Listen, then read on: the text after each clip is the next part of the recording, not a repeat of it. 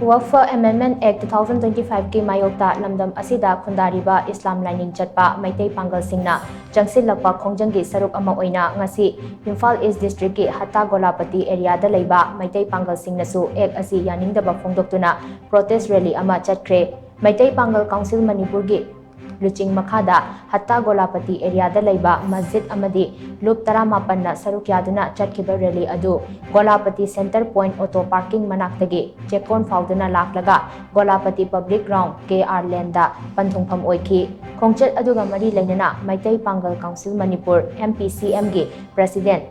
Haji Arafat Ali tampakna hai handak parliamenta BJP na luchingba NDA lengakna ahing nongyai matungda WAQF Amendment Bill pass taukiba adu Muslim singna yaba ngamloi bill asi minority Muslim singi right ta sokpa achouba lautunaba amani haina lawi WAQF haibasi alada dan taukraba alagi mapot maralni ngasi changshillakpa khongjang asi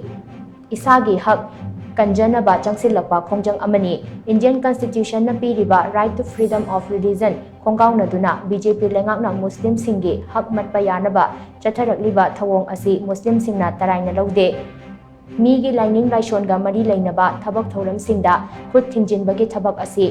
paliba lengak asina khudakta leppadabani mamangdagi chatnaduna laklaba WAQF asi semdok sanjin tauba yaroi WAQF Amendment Act 2025 khudakta handokadabani haina mahakna haiki Leiba Praja se all India ki oibida Musalman Singh ji ki koi WAQF have se WAQF is property that belong to the Allah mapu ki damakta dan tawkraba adugumba property se koi kanjanbi damakta koi freedom right to protect koi religious koi ki sugum basida violation tawrapa article 25 asida piriba koi 26 the piriba sing ji law in India ki anuba lalong sina koi na masi yaningde masida masa masa ki dharma ki lining license institution leiba mayam sing ji loina kanjanaba protection taw haibani constitution piriba se ajugumba 1948 da draft tawkraba article 22 ki mayokta laga koi 1950 da adugumba amend oina tawkraba koi ki article sing se loina thugairaga ona tainabada masi chalak pase koi praja myam ne yaningte on behalf of the whole Meitei Pangal community or leiba lekai sigi praja myam koi sentiment se tasengna mase koi repeal ta honingi